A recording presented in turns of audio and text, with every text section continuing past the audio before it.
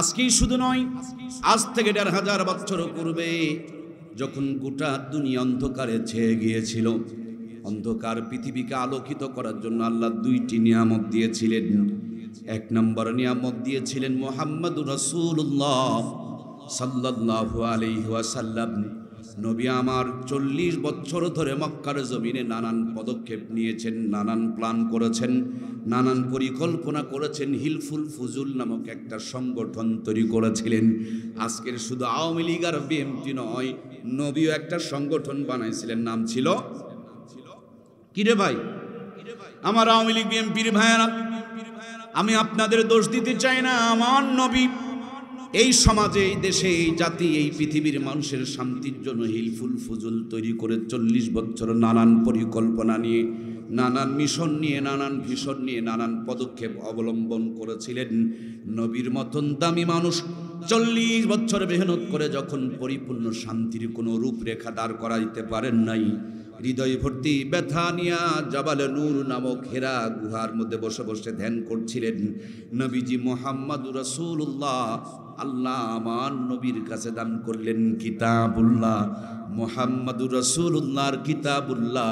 মক্কার জমিনে কালো পাথরের পাহাড়ে যখন লেগে গিয়েছে, আল্লাহর কোরআনের ছোঁয়া লাগার কারণে ওই কালো পাথরের পাহাড় আলোর পাহাড় জাবালে নূর হয়ে গেছে। এটা এমন একটা ম্যাগনেট, এমন একটা চুম্বক, এমন একটা পরশ পাথর, এমন একটা নূর, এমন একটা আলোর বর্তিকা, যার সাথে যেখানে যেমনে যতটুকু লেগেছে সব জিনিসের শান মান মর্যাদা মর্তবাকে আল্লাহর কোরআনে ছোঁয়া লাগার কারণে আল্লাহ বাড়াই দিয়েছেন। সুবহানাল্লাহ। আজ বাংলার জমিন পিছিয়ে পড়েছে। যতগুলো কারণে পিছিয়ে পড়েছে আমার প্রিয় ভাইরা, তার অন্যতম কারণ হলো আমাদের ঘরের উন্নতি হয়েছে, রাষ্ট্রের উন্নতি হয়েছে, রাস্তাপথের উন্নতি হয়েছে, কিন্তু জাতির সিনাত থেকে কোরআনুল কারীমের তেলাওয়াত কমে গিয়েছে, ঘরের মধ্যে নামাজ কমে গিয়েছে, ইসলাম থেকে জাতি দূরে সরে চলে গিয়েছে। এই জন্য আজ থেকে ৫০ বছর আগে এই বটতলী বাজারে হয়তোবা ৫ থেকে ১০টা দোকান ৫ থেকে ১০টা দোকান পাওয়া যেত। সর্বোচ্চ যদি বেচা কিনা হয় এই বটতলী বাজারে, সর্বোচ্চ বেচা কিনা হলে ১০ লাখ টাকা বেচা কিনা হতো। এখন মাঝে মাঝে ১০ লাখ, সর্বোচ্চ ১০,০০০ টাকা বেচা কিনা হতো। এখন পার ডে ১০ লাখ টাকা বেচা কিনা হয়। কিন্তু আমার প্রিয় ভাইয়েরা, তখন এত বিল্ডিং ঘর ছিল না, তখন এত সুন্দর পরিবেশ, বিল্ডিং ছিল না, সুন্দর আয়োজন ছিল না, কিন্তু তখনকার সুদূর কোরআন সুন্নাহ থাকার কারণে যে শান্তি ছিল, এখন কোরআন সুন্নাহ বাদ দিয়ে সম্পদওয়ালা হয়েছি, কিন্তু শান্তি খুঁজে পাওয়া যায়।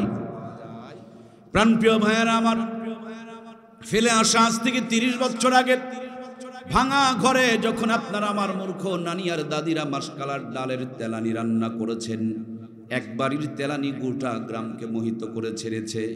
আহারে, আপনার আমার এলাকার তো আলু ঘাঁটির কি মজার স্বাদ, একটু স্মরণ করে দেখুন ফেলে আসা দিনগুলো। পুকুর থেকে সিলভার কাপ মাছ তুলে নিয়ে আলু দিয়া সুন্দর করে ঘাঁটি করেছে, একদিন খেলে ২ দিন পর্যন্ত হাত থেকে সুগন্ধ ছড়িয়েছে। আপনার আমার নানি আর দাদুরা আতপ চালের বিরিয়ানি রান্না করেছে, এক বাড়িতে বিরিয়ানি রান্না হলে গোটা গ্রাম গন্ধ ছড়িয়ে পড়েছে। আমার প্রিয় ভাইয়েরা, জয়পুরহাটে রেল লাইনের পূর্ব পাশে ৫ টাকা ৬ টাকা সের ইলিশের মাছ বিক্রি হয়েছে। হেঁটে হেঁটে বাসায় এসেছে, পুকুরের ঘোলা পানি দিয়া ধৌত করেছে, খেরের চুলায় বসে রান্না শুরু করে দিয়েছে। কিন্তু হালাল টাকায় কিনেছেন, বিসমিল্লাহ বলে রান্না রওনা করেছেন, আর আগুনটা যে ধরাইছেন চুলাতে সেটাও বিসমিল্লাহ বলে ধরাইছেন। গুনগুন গুনগুন করে আগুন জ্বলছে আর কোরআন কারীমের তেলাওয়াত চলছে। আহারে, একদিন যদি ইলিশ মাছ আর পান্তা ভাত খাওয়া গিয়েছে, কম করে হলেও ৩ দিন পর্যন্ত হাত থেকে সুঘ্রাণ ছড়িয়েছে। কথা বলুন ঠিক কিনা? সেই নানি দাদিদের স্মৃতিচারণে পহেলা বৈশাখ উদযাপন করি আমরা। ৬ টাকার কেজি ইলিশের মাছ ৬,০০০ টাকা দিয়া পাথর ঘাটা থেকে বরফ দিয়ে প্যাকেটিং করে নিয়ে আসতেছি আমরা। ভাঙা ঘরগুলোকে ৫ তলা ৭ তলা বিল্ডিং বানিয়েছি আমরা। মূর্খ নানি দাদিদের নাতনিগুলোকে I pass, BA pass, MA pass, degree pass করিয়েছি আমরা। নরমাল চুলা ভেঙে দেয়া গ্যাসের চুলা ঢুকিয়েছে। আমরা কত উন্নতি করেছেন গুণে শেষ করতে পারবেন না। ৬,০০০ টাকার কেজি ইলিশের মাছ রাঁধুনি গুঁড়া মশলা দিয়া গ্যাসের চুলায় বসে ডিগ্রি পাস বউ রকমারি কায়দায় রান্না করে। রান্নার পর খাবার সময় নাকে নিয়ে চেক করতে হয় ইলিশ না সিলভার কাপ, ঠিক কিনা? আগে কি সুন্দর দিন কাটাইতাম আমরা, আগে কি সুন্দর দিন কাটাইতাম। কি গো ভাই, আপনারা ঝিমিয়ে গেলেন নাকি? আমার সঙ্গে একটু বলেন, আগে কি সুন্দর দিন কাটাইতাম আমরা, আগে কি সুন্দর দিন কাটাইতাম। ফজর যখন হইতো মুয়াজ্জিন আযান দিত, মধুর আযান শুনে বিছানা ছাড়িতাম আমরা, মধুর আযান শুনে ঘুম ছাড়িতাম। যতই থাকুক কাম আগে নামাজ পড়িতাম, হাজার থাকুক কাম আগে নামাজ পড়িতাম। নামাজ পড়িয়া কোরআন পড়িতাম আমরা, নামাজ পড়িয়া তেলাওয়াত করিতাম। আগে কি সুন্দর দিন কাটাইতাম আমরা, আগে কি সুন্দর দিন কাটাইতাম। জোরে বলুন মারহাবা। আমার কলিজার টুকরা প্রাণপ্রিয় মায়েরা, শুনলাম অনেক মা বোনেরা এসেছেন। আমি আমার মায়েদের কাছে জিজ্ঞেস করতে চাই, মাগো 50 বছর আগে কোন চেয়ার মায়েদের দখলে ছিল? রাষ্ট্রপতি, প্রধানমন্ত্রী, স্পিকার, মহিলা মেম্বার, উপজেলার ভাইস চেয়ারম্যান, কোন চেয়ার কি মেয়েদের দখলে ছিল? কিন্তু মেয়েদের দখলে ছিল কোরআন আর সুন্নাহ, মেয়েদের দখলে ছিল পেট ঢাকা কাপড়, মেয়েদের দখলে ছিল ফুল হাতা জামা, মেয়েদের দখলে ছিল বুক ঢাকা জামা, মেয়েদের দখলে ছিল জায়নামাজ।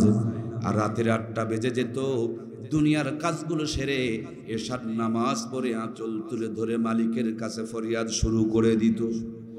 আরে আমার প্রিয় ভাইয়েরা, কি রহমত আর বরকত আসমান থেকে আল্লাহর পক্ষ থেকে নাজিল হয়ে যেত। আজকের সেই মুসলমান স্মার্ট হতে হতে, ডিজিটাল হতে হতে, আপডেট হতে হতে জায়নামাজ বিদায় করে সোফা সেট আমদানি করেছে। হাতের তসবিহ ফেলে দেয়া রিমোট টিপতে টিপতে রিমোটের বাটন ক্ষয় দিয়েছে।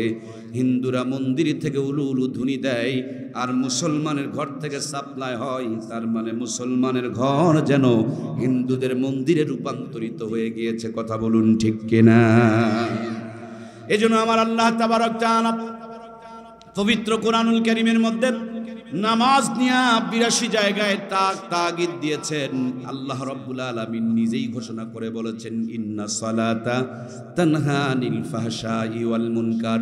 নিশ্চয় নামাজ নামাজি ব্যক্তিকে যাবতীয় গুনার কাছ থেকে বাঁচায়া দিবে। ঘোষণাটা কার? এই জন্য প্রিয় ভাইয়েরা আমার, অ্যান্টিবায়োটিক একটা ঔষধ খেলে সব রোগ যেমন ভালো হয়ে যায়, নামাজ এমন একটা অ্যান্টিবায়োটিক নিয়ামত, নামাজ এমন একটা অ্যান্টিবায়োটিক ইবাদত। সুন্দর যদি নামাজ হয়ে যায়, আল্লাহ ওই নামাজের বদলতে তার বান্দাকে সব গুনাহ থেকে বাঁচায় দেয়। আমরা দেখি কিছু মুসল্লি নামাজও পড়ে, আবার দোকানে গিয়ে ওজনে কম দেয়, নেওয়ার সময় বেশি, দেওয়ার সময় কম। কি গো, এরকম নামাজ আছে না নাই? জমিনের মাঝখানে যখন কোদাল ছোটাছুটি করে, যেখানে চোট মারে সেখানেই পড়ে। যেমনি আলের ধারে যায়, তখন কোদালের মাথা খারাপ হয়, চোট মারে এক জায়গায়, মানুষের জমিনের দিকে ঠেলে চলে যায়। এরকম মাথা খারাপ হলা কোদাল আছে না নাই? বটতলির ভাইয়েরা, আপনারা মন খারাপ করবেন না, এই জন্য আমি আপনাদের কাঁধে দোষ দেই নাই, আমি কোদালের কাঁধে দোষ চাপায়া দিলাম। তার মানে যাদের নামাজ পড়ার পর গুনাহ থেকে যারা নিজেরা বাঁচতে পারে না, বুঝতে হবে ওদের নামাজের কোথাও না কোথাও ভুল হচ্ছে, ঠিক কিনা?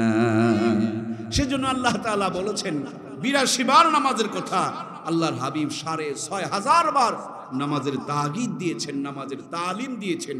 নামাজ এমন একটা ইবাদত, নামাজ ঠিক হয়ে গেলে দুনিয়া আখিরাত ঠিক হয়ে যাবে। সুবহানাল্লাহ। এজন্য প্রিয় ভাইয়েরা আমার, আল্লাহর হাবিব দুনিয়াতে যখন আগমন করেন, নামাজের সেজদার হালতে দুনিয়াতে এসেছেন। আবার যখন দুনিয়ার মায়া ছেড়ে ইহকাল ত্যাগ করে পরপারে পাড়ি জমাবেন, আম্মা জান আয়েশা সিদ্দিকা রাদিয়াল্লাহু তাআলা আনহা বলেন, নবীজির ঠোঁট দুটো নড়তেছে, রহমাতুল আলামিন কি যেন বলতেছে, আমি শুনতে পাচ্ছি না। আমার কানখানা লম্বা করে যখন নবীজির ঠোঁটের কাছে লাগিয়ে দিয়েছি, তখনও পর্যন্ত নবীজির জবান থেকে শুনতে পাওয়া যায়, আসসালা আসসালা আসসালা ওয়া মা মালাকাত আইমানুকুম। উম্মত আমার, নামাজ নামাজ নামাজ, আমি এখন চলে যাব, তোমাদের জন্য নামাজকে রেখে গেলাম। আর চোখের সামনে নামাজ ফৌত হয়ে যাচ্ছে, নামাজ কাজা হয়ে যাচ্ছে। কত মুসলমান চার দোকানে আড্ডা করতেছে আর এই ফাঁক দিয়ে নামাজ চলে যাচ্ছে। নবীজি বলেছেন, যার নামাজ আছে তার ঈমান আছে, যার নামাজ নাই তার ঈমান নাই। অথচ আমাদের চার দোকান থেকে ফতুয়া বের হয়, নামাজ না পড়লে কি হলো, ঈমান ভালো আছে। নবী বলে ঈমান নাই, আর বেকুবে বলে ঈমান নাকি তার ভালো আছে। আল্লাহ তাআলা নামাজ থেকে মস্কারি করা, নামাজকে নিয়ে অবহেলা করা, নামাজের বিপক্ষে কথা বলা, এমনি তো পড়তে পারছি না একটা অপরাধ, যদি নামাজ দিয়ে এরকম বাজে মন্তব্য করি এটা হবে মহা অপরাধ। অন্ততপক্ষে আল্লাহ তাআলা আমাদের নামাজি হওয়ার, ভরপুর নামাজি হওয়ার তৌফিক এনায়েত করুন, বলুন আমিন। প্রাণপ্রিয় ভাইয়েরা আমার, আল্লাহ তাআলা সমস্ত ইবাদতগুলো দান করেছেন জিবরাইল আমিনের মাধ্যমে। নামাজ একটি গুরুত্বপূর্ণ ইবাদত, আল্লাহর কাছে বড় প্রিয় ইবাদত। তার জন্য তার বন্ধুকে নিয়ে 27 বছর মেরাজ করিয়ে বিদায় লগ্নে নামাজের হাদিয়া দান করেছিলেন। নবীজির মেরাজ হয়েছে এক রাত, কিন্তু মেরাজের সময় ছিল 27 বছর। সহজে আপনারা বুঝবেন না। এই পথ দিয়া যদি বর্তমানে বাংলাদেশের প্রধান উপদেষ্টা ডক্টর ইউনূস জয়পুরহাটে যায়, যখন তিনি বটতলী বাজার পার হবে, রিক্সা ভ্যান রাস্তায় থাকতে দেওয়া হবে না, সাধারণ পাবলিককে রাস্তায় চলতে দেওয়া হবে না। যতক্ষণ পর্যন্ত ডক্টর ইউনূস পার না হয়ে গিয়েছেন, ততক্ষণ পর্যন্ত কাউকে রাস্তায় চড়তে দেওয়া হবে না। বাংলাদেশের প্রধান উপদেষ্টার জন্য যদি বটতলী বাজারের সাধারণ মানুষের চলাফেরা বন্ধ হয়ে যায়, আল্লাহর পরে যেই নবীর শান, মান আর মর্যাদা, ওই নবী যখন মেরাজে রওনা হয়েছেন, আল্লাহ গোটা দুনিয়ার সব কিছু বন্ধ করে দেয়া তার বন্ধুকে সব ঘুরে ঘুরে দেখাইছে। মেরাজ নিয়ে কোনো সন্দেহের অবকাশ নেই। সুবহানাল্লাযী আসরা বিআবদিহি লাইলাম মিনাল মসজিদিল হারামি ইলাল মসজিদিল আকসা। আল্লাহ তাআলা মসজিদে হারাম থেকে মসজিদে আকসা হয়ে তার বন্ধুকে ঊর্ধ্ব জগৎ সফর করিয়েছেন। বিদায় লগ্নে লম্বা হাদিয়া দিয়েছেন। উম্মতের পড়তে কষ্ট হবে কমায়া দিয়া মাত্র 5 ওয়াক্ত রেখে দিয়েছেন। কিন্তু তারপরও যেন নবীর মনে প্রশ্ন, আল্লাহ গো, আমার উম্মতকে বড় ভালোবাসো, কিন্তু সময় কম, টাইম কম, হায়াত কম, অল্প টাইমে কেমনে বেশি নেকি কামাই করবে? যেই পীড়া, যেই টেনশন আমাদের মাথাতেও মাঝে মাঝে আসে। আমার বটতলীর ভাইয়েরা সবাই মিলে আপনারা কামাই করছেন 10 লাখ। এখানকার কোনো একটা ছেলে যদি বর্তমানে রাষ্ট্রপতির দায়িত্ব পালন করে, উনি যদি একটা সিগনেচার মেরে দেয়, মুহূর্তের মধ্যে বাজেট হয়ে যায় 10 কোটি। সুবহানাল্লাহ বলবেন না? সকলেই কামাই করেছেন 10 লাখ। রাষ্ট্রপতির সিগনেচার পেয়ে গেলে বাজেট হয়ে যায় 10 কোটি। আমরা দামি নয়, দামি একজন নবীর উম্মত হওয়ার কারণে আল্লাহ কত দাম বাড়িয়ে দিয়েছেন।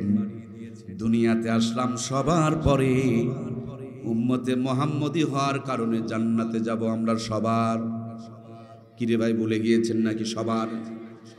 এই পৃথিবীতে বাঁচবো আমরা সব চাইতে কম, কিন্তু আমরা এই দুনিয়ার সব চাইতে বেশি নেকি কামাই করব। আমাদের একটা পরিচয়, আমি ডক্টর ইউনূসের আত্মীয় নই, আমি রাষ্ট্রপতির কোনো আত্মীয় স্বজন নই। আমার বড় পরিচয়, আমি মুহাম্মদ রাসূলুল্লাহ সাল্লাল্লাহু আলাইহি ওয়াসাল্লামের উম্মত। এই জন্য দুনিয়াতে সবার পরে আসলেও জান্নাতে সবার আগে যাব। সবচাইতে কম বাঁচলেও আমি সবচাইতে বেশি নেকি সওয়াব, বেশি সওয়াব কামাই করব। সুতরাং প্রিয় ভাইয়েরা, এমন একটা নবী আল্লাহ আপনাকে আমাকে দান করেছেন, তার সিস্টেম অনুযায়ী, তরিকা অনুযায়ী যেই কাজটা করবেন আল্লাহ সেটাকেই ইবাদত হিসাবে কবুল করে নেবেন। সুবহানাল্লাহ। নবীর মতে মত, তাকেই বলে নবীর উম্মত। যার মত আমার নবীর সঙ্গে মিলবে না, সে যেই হোক না কেন নবীর পরিপূর্ণ উম্মত হতে পারবে না। এই জন্য আমাদের জন্ম থেকে মৃত্যু পর্যন্ত প্রত্যেকটা কাজে নবীর সুন্নতগুলোকে জিন্দা করার দরকার আছে না নাই? এমন একজন নবী দিয়েছেন নবী আমার আল্লাহ, যিনি আমাকে খানা শিখিয়েছেন, যিনি আমাকে টয়লেটে যাওয়া শিখিয়েছেন, যিনি আমাকে বিয়ে করার ব্যাপারেও পরামর্শ দিয়েছেন, যিনি আমাকে রাষ্ট্র পরিচালনার ক্ষেত্রেও আমার জন্য নমুনা রেখে গিয়েছেন, যিনি আমাকে ছাগল চলানোর ক্ষেত্রেও নমুনা রেখে গিয়েছেন, যিনি আমাকে স্বামী স্ত্রীর সম্পর্কটা কেমন মধুর হবে সেইটারও পর্যন্ত নমুনা দেখিয়ে দিয়েছেন, যিনি আমাকে নানার নাতির মধ্যে সম্পর্কটা কেমন হবে সেটাও পর্যন্ত দেখিয়ে দিয়েছেন। আমার প্রিয় ভাইয়েরা, রাষ্ট্রপতির সিগনেচার থাকলে ওই জিনিসটা যেমন সব দপ্তরে গেন্ট হয়ে যায়, আপনার আমার জিন্দগির প্রত্যেকটা আমল কবুল হওয়ার জন্য শর্ত ওই আমলগুলোর মধ্যে যেন নবীর সুন্নত তরিকা থাকে। নবীর সুন্নত তরিকা যদি থাকে ওই আমলগুলো আল্লাহর কাছে গ্রেন্ট হয়ে যায়।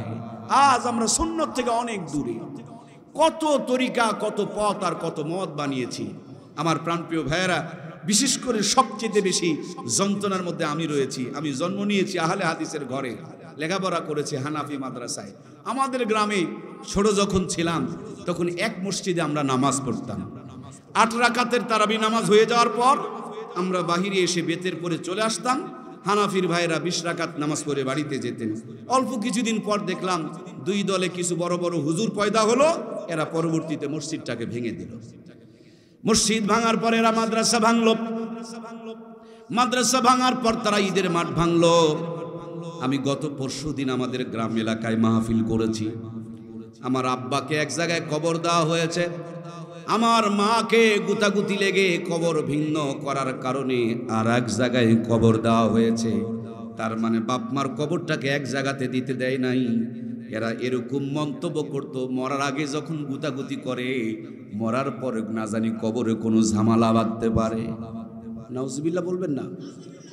অথচ আল্লাহ তাআলা বলেন, ওয়াতাসিমু বিহাবলিল্লাহি জামিআন ওয়া লা তাফাররাকু, পরস্পর বিচ্ছিন্ন না হয়ে আমি আল্লাহর রুজুকে শক্ত করে মজবুত করে ধরো। আল্লাহ তাআলার পক্ষ থেকে ডাইরেক্ট ঘোষণা। সুতরাং ঐক্যের পক্ষে কাজ করা এটা আপনার আমার সকলের জন্য ফরজ। বাংলাদেশে কোনো আলেম সে নিজের ঘাড়ে দোষ নেবে না যে আমি ঐক্য নষ্টকারী, আমি ফিতনা সৃষ্টিকারী, আমি বিভেদ তৈরিকারী। কেউ যদি দোষ না নেয় তাহলে এই ফিতনাগুলো এমনি এমনি তৈরি হয় না। এই ফিতনারও তো কিছু আবিষ্কারক আছে, কথা বলুন ঠিক কিনা? তাহলে আমি কোনো এক গ্রুপকে দোষ দিচ্ছি না, 2 গ্রুপেরই গুতাগুতি কারণে এক হাতে তার তালি বাজে না, 2 হাতেরই তালি বেজেছে। এজন্য মসজিদ ভাগ, মাদ্রাসা ভাগ, ঈদের মাঠ ভাগ, বর্তমানে গোরস্থান ভাগ। যদি চান আগামীকাল আমার সাথে গেলে আমি আপনাকে দেখায় দিতে পারবো। এখন খালি বাকি আছে মক্কা আর মদিনা। কষ্ট হলো কি? সত্যগুলো একটু তিতায় লাগে। সব ভাগ করে ফেলে দিয়েছে।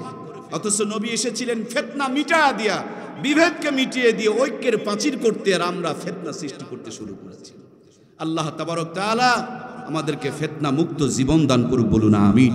সম্মানিত প্রিয় ভাইয়েরা, আল্লাহ তাবারক তাআলা আমাকে 14 বার পবিত্র হজে নিয়েছেন। আমার ডানে বামে প্রিয় মানুষগুলো বসে আছেন, সেজন্য কথাগুলো চলে আসলো। আল্লাহর ঘরে গিয়ে দেখেছি কেউ নাভিতে হাত বেঁধে নামাজ পড়ে, কেউ বুকে হাত বেঁধে নামাজ পড়ে, কেউ দললিন বলছে, কেউ জল্লিন বলছে। একই নামাজে কেউ জোরে আমিন আর ধীরে আমিন বলছে। অথচ আমার দেশে এগুলো নিয়ে মাথা ফাটাফাটি পর্যন্ত হয়, কথা বলুন ঠিক কিনা?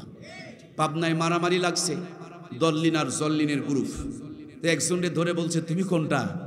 সে চিন্তা করে কোনটা কই আর কি যে কপালে জোটে। সে বলছে ভাই আমারে মারিও না, আমি নামাজই পড়ি না। এজন্য প্রিয় ভাইয়েরা, আমি অনুরোধ করব, আমাদের মিক্সার বসবাস বটতলি ডানে বামে অনেক হানাফি অধ্যুষিত এলাকা, মাঝখানে আমরা কিছু আহলে হাদিসের ভাই আছি। আমার প্রাণপ্রিয় ভাইয়েরা, দল্লিন বলেও যে আল্লাহকে স্মরণ করি, জল্লিন বলে কাকে স্মরণ করি? জোরে আমিন কার জন্য? ধীরেটা তাহারই জন্য। মজার একটা কথা বলি, হযরত আবু বকর সিদ্দিক রাদিয়াল্লাহু তাআলা আনহু মসজিদে নববীতে ধীরে ধীরে কোরআন তেলাওয়াত করছে, খুব মনোযোগ দিয়ে তেলাওয়াত করছে। আর হযরতে ওমর এত দারাজ কণ্ঠে তেলাওয়াত করছে, গোটা মসজিদে নববী গুম গুম শব্দ শুরু হয়ে গেছে। নবীজি আমার বের হয়ে আসলেন, দেখেন ওমর খুব ভরাট কণ্ঠে, গুম গুম কণ্ঠে, দারাজ কণ্ঠে কোরআনুল কারীম তেলাওয়াত করছেন। ওমরের কাছে গিয়া মাথায় হাত দিয়ে বলেন, ওমর এত জোরে তেলাওয়াত করো কেন? হযরত ওমর বলেন, নবীজি গো, জোরে জোরে তেলাওয়াত করতেছি, তার মানে শয়তানকে ভাগাইতেছি আর আমার ঈমানকে জাগাইতেছি। সুবহানাল্লাহ বলবেন না? তেলাওয়াত যখন জোরে জোরে হয়, শয়তান কি কাছে থাকে ভাই? শয়তানকে ভাগাইতেছি আর জোরে তেলাওয়াত করে আমার ঈমানকে আমি জাগাইতেছি, ঈমানকে আমি জাগাইতেছি। নবীজি বড় খুশি হয়ে গেলেন।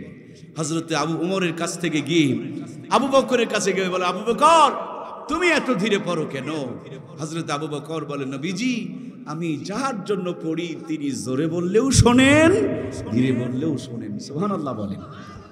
আমাদের দেশে যদি হইতো, দুই পক্ষ নিয়ে মারামারি কয়টা যে লাশ পড়তো আল্লাহই ভালো জানে। সুতরাং প্রিয় ভাইয়ারা আমার, আমরা বিভেদ নয় ঐক্যের প্রাচীর গড়ব, বিভেদ নয় ঐক্যবদ্ধ থাকবো। জোরে আমিন, ধীরে আমিন, দুটাই আমার রবের জন্য। খানায় কাবায় আজও যদি দলিন আর জল্লিনের জায়গা হয়, আমাদের মসজিদে এই নিয়ে কোনো ফিতনা ফাসাদ আমরা করব না। হয়তোবা কোনোটা একটু বেশি সহি, কোনোটা একটু কম সহি, এই নিয়ে গুতাগুতি করে লাভ নাই। দাওয়াত দিলে এমনি অটোমেটিকলি মানুষ সঠিক জিনিসটা বুঝে যাবে। কথা বলুন ঠিক কিনা? হিন্দু, বৌদ্ধ, খ্রিস্টান, আমার দেশে 3 ধর্মের লোক পরিষদ বানাইছে একটা। জয়পুরহাটে আবুল কাশেম ময়দানে মাঝে মাঝে ওদের মিটিং হয়, ধর্ম 3টা, পরিষদ একটা। ঠিক আছে জয়পুরহাটের ভাইরা, দেখেননি কোনোদিন? 3 ধর্মের লোক এক জায়গায় হয়ে যদি ওরা মিটিং করতে পারে, আমার দেশে মুসলমানের ধর্ম একটা, আল্লাহ একটা, নবী একটা, কোরআন একটা, স্লোগান একটা, কিন্তু কত যে দল হইছে, দল গুনে করা শেষ করার কোনো উপায়। এই জন্য প্রাণপ্রিয় ভাইয়েরা আমার, আমরা গড়ার পক্ষে থাকবো, ভাঙার পক্ষে থাকবো না। নামাজ সেই ঐক্যের শিক্ষা আপনাকে আমাকে দেয়। আপনি ধনী হন, গরিব হন, লম্বা হন, খাটো হন, মালিক হন আর চাকর হন, নামাজে দাঁড়ালে কারোর মধ্যে কোনো পার্থক্য, তেমনি আল্লাহর কাছে কারো কোনো পার্থক্য নাই। আল্লাহর কাছে পার্থক্য শুধু যার ঈমান যত মজবুত হবে, যার আমল যত সুন্দর হবে, যার ইখলাস যত বেশি হবে, আল্লাহর কাছে তার মর্যাদা তত বেড়ে যাবে। এই জন্য ঈমান বানানোর জন্য, ইখলাস বানানোর জন্য, আমলকে পরিশুদ্ধ করার জন্য নামাজ আদায় করতে হবে। আমার প্রিয় ভাইয়েরা, নবী আমার মেরাজে গিয়া আদম নবীর লম্বা জিন্দেগি দেখে মনে মনে আফসোস করছিলেন, মালিক ও, আমার উম্মতকে যদি তুমি আদম নবীর সমপরিমাণ হায়াত দিতে, উম্মত আমার অনেক দিন বাঁচত, অনেক সওয়াব কামাই করতে পারত। আল্লাহ বলেন, বন্ধু, আদম নবীর জিন্দেগি বরাবর হায়াত দেই নাই, কিন্তু আদম নবীর স্মৃতি থেকে তোমার উম্মতের জন্য ফজরের 2টা রাকাত নামাজ দান করে দিলাম। উম্মতকে বলে দিও, কষ্ট করে ফজরের 2টা রাকাত নামাজ যদি জামাতে আদায় করতে পারে, প্রত্যেক দিন ফজরের 2 রাকাত নামাজের বিনিময় আদম আলাইহিস সালামের জিন্দেগি বরাবর সওয়াব দান করে দিবেন। সুবহানাল্লাহ। আমার প্রাণপ্রিয় ভাইয়েরা, অল্প কিছুদিন আগে শিক্ষা মন্ত্রণালয়ের ভিতরে বানর ঢুকে পড়েছিল। এই বানরের দলেরা ষড়যন্ত্র করে লিখতে শুরু করে দিয়েছিল, আমরা নাকি মানুষ ছিলাম না, আমরা নাকি বানর আর ব্যাঙ ছিলাম। ভুলে গেছেন নাকি? কত বড় বানরামি চললে শিক্ষা মন্ত্রণালয়ের ভিতরে বানর ঢুকে বইয়ের মধ্যে এরকম লেখালেখি করে। মানুষ যদি নিজেকে বানর মনে করে, বানরের কি নামাজ লাগে? বানরের জন্য জান্নাত আর জাহান্নামের কি চিন্তা করা লাগে? তার মানে গোড়া কেটে দিলে গাছ যেমন বাঁচে না, এই বানরি থিওরি যদি মাথার মধ্যে মুসলমানের ঢুকায় দিতে পারে, এদেরও ঈমান তেমনে থাকে না। এই জন্য তারা বান্দরামি ষড়যন্ত্র শুরু করেছিল, ঠিক কিনা? অথচ কোরআনুল কারীমের মধ্যে পরিষ্কারভাবে আল্লাহ তাআলা ঘোষণা, আল্লাহ রাব্বুল আলামিন খলিফা সৃষ্টি করতে চেয়েছিলেন। ওয়া ইদ ক্বালা রাব্বুকা লিল মালাইকাতি ইন্নী জাইলুম ফিল আরদি খলিফা। আমরা গোলাম নই, আমাদেরকে প্রতিনিধি, নেতা হিসাবে, লিডার হিসাবে পাঠিয়েছেন কে? আজ অনেক মানুষ বলে হুজুররা রাজনীতি করে। আরে রাজনীতি মানে রাজার নীতি। আমরা তো গোলামের নীতি করি না, রাজার রাজা, মহান রাজা, সবচেয়ে বড় রাজা কে? সুতরাং তার নীতি করবেন না তো কার নীতি করবেন? প্রিয় ভাইয়েরা আমার, আল্লাহ তো গোলাম বানায় বানান নাই, আল্লাহ লিডার বানায় বানাইছেন। জান্নাতের ভিতরে বড় আব্বা হযরত আদমকে বানালেন, তার জন্য উন্মুক্ত করে দিলেন। কিন্তু জান্নাতের ভিতরে কেউ নাই, একা একা, ভালো লাগে না, খালি হতাশা, টেনশন, কি যেন অশান্তি। বিবি নাই, বউ নাই, কিছু ভালো লাগে না। এই জন্য জান্নাতের ভিতরে বড় আব্বা হযরত আদম, তাকে ভালো লাগতেছিল না। অথচ বাংলার জমিনে অনেক যুবক আছে যাদের 35 বছর বয়স হয়ে যায়, তারপরও বিয়ের কোনো খবর নাই। আমার ভাবতে বড় অবাক লাগে। বালেগ হয়েছেন তিনি 15 বছরে, কি করে 35 বছর একা একা থাকতে পারে? জান্নাতের ভিতরেও বড় আব্বা হযরত আদম সব পেয়ে, শুধু বউ নাই, তার জন্য ভালো লাগে না। আর আমার দেশের যুবকেরা বিয়ে করবার চায় না। 3টি কারণে আমার দেশের যুবকেরা বিয়ে করতে চায় না। আমি কি বলবো? যুবক ভাইরা, মন খারাপ করা যাবে না কিন্তু। 1 নম্বর কারণ, বিনা টাকায় যদি দুধ পাওয়া যায়, গাভী কিনে ঝামেলা টানা দরকার। যারা বোঝার তারা বুঝেছেন, যারা বোঝেন নাই তাদের বোঝার প্রয়োজন নাই। 2 নম্বরে কারণ, ওনার বান্ধবী আছে 17টা, সবগুলো 3টা 4টা করে মোবাইল চালাই, সিম চালাই। ও হিসাব করে দেখছে একটাও সিঙ্গেল নাই। সে ক্যালকুলেশন করে দেখেছে এগুলো বৌমা হবে না, এগুলো হবে বোমা। এই জন্য পার্কে নিয়ে ঘোরার বান্ধবীর অভাব হয় না। 35 বছর বয়স হয়ে যায়, বউ খুঁজে পায় না। কারণ নদীর পানি সবাই ব্যবহার করে, নদীর পানি কেউ খায়? আপনাদের এই নদীর পানি কি কেউ খায়? কেউ খায় না। এই জন্য আমি আমার বোনগুলোকে বলবো, পার্কে যেও না, বাদামের বিনিময় বিক্রি হয়ে যেও না, মোবাইলে একটু হালকা অফার পেলে গাঁজাখোরের প্রেমে পড়ে যেও না। তুমি যদি সস্তা হয়ে যাও নদীর পানির মতন, তোমাকে ব্যবহার করবে কিন্তু বউ বানায়া কেউ ঘরে তুলবে না। এই জন্য বোনদেরকে সতর্ক হওয়ার দরকার আছে না নাই? 3 নম্বরের কারণ, মোবাইল ফোন নামক একটা ভাইরাস। এই মোবাইল আসার কারণে বিবির চাইতে মোবাইলের গুরুত্ব বেড়ে গিয়েছে।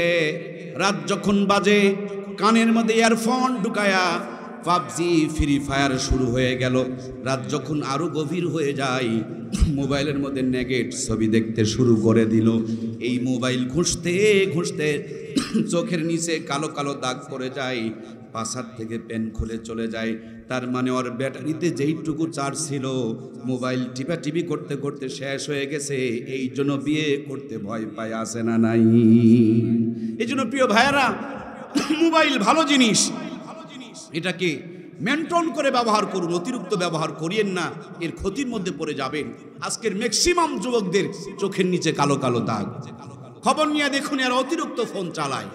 আগামী দিনে একটা প্রজন্ম আসতেছে, যে প্রজন্ম অন্ধ হয়ে যাবে।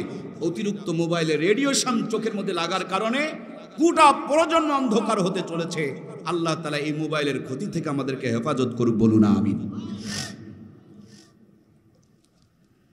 নবীজি বলেছেন, 3টি কাজে দেরি করিও না। তার একটি গুরুত্বপূর্ণ কাজ হলো, ছেলে মেয়ে যখন বালেগ হয়ে যাবে, জলদি করে বিয়ে করায় দাও। আমরা বিয়ে করতে চাই না। আল্লাহ নবী বলেছেন, বিয়েকে সহজ করে দাও, জেনা ব্যভিচার কমে যাবে। আর আমাদের দেশে বিয়ে করতে গেলে 10 লাখ, জেনা করতে গেলে 500 টাকা দেও চলে।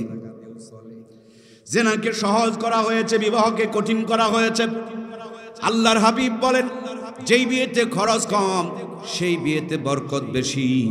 আমরা আবার অনেকেই ফতুয়া তালাশ করি, হুজুর আমি যে বিয়ে করব, পরবর্তীতে ভালো বউ যদি না পাই, তার জন্য আগের থেকে কি প্রেম করা জায়েজ নাই? কি মারাত্মক ফতুয়া, কি মারাত্মক ফতুয়া! যে হুজুর যেইভাবে চতুর্দিকে পাপাচার শুরু হয়েছে, আমি যেটাকে বিয়ে করব সেটার সাথেই প্রেম করব, আগের থেকে কি প্রেম করা জায়েজ নাই?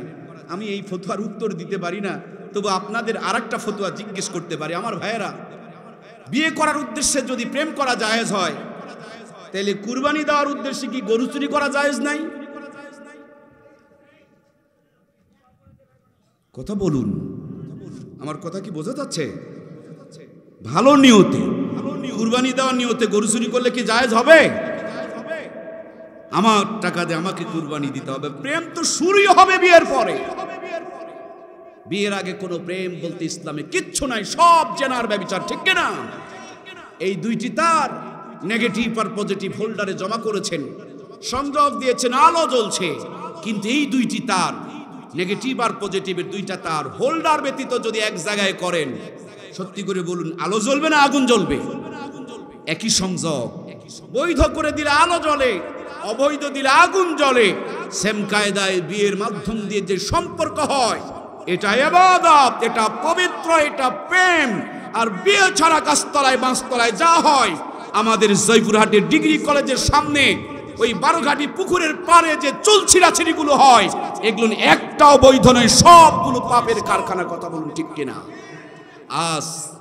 আজ পাপের দরজাকে উন্মুক্ত করে দেওয়া হয়েছে, আর বৈধ দরজাগুলোকে সংকীর্ণ করে দেওয়া হয়েছে। আইন পাস করা হয়েছে, 18 বছর আগে বিয়ে দেওয়া যাবে না।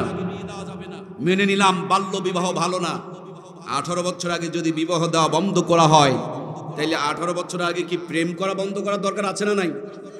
অথচ হারামের দরজা খোলা আর হালালের দরজায় তালা, এটাই হলো জাতিকে হারামজাদা বানানোর ষড়যন্ত্র এবং চক্রান্ত, ঠিক কিনা? আল্লাহ রাব্বুল আলামিন হযরত আদমের ঘুমন্ত অবস্থায় বাম দিকের বাঁকা হারনিয়া বরাম্মা হযরত হাওয়াকে তৈরি করলেন। জান্নাতের ভিতরে এবার দুইজন সুখে শান্তিতে থাকতে শুরু করে দিলেন।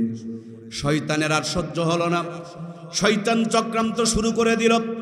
বরাব্বা হযরত আদমকে প্রলোভন দিলেন, নানান ওয়াসওয়াসা দিলেন, কোনো কাম যখন হলো না, এক পর্যায়ে বরাম্মা হাওয়াকে আস্তে করে সামনে যা কান্না শুরু করে দিয়েছেন।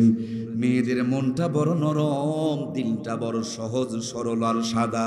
মেয়েরা সব সহ্য করতে পারে, চোখের পানি সহ্য করতে পারে না।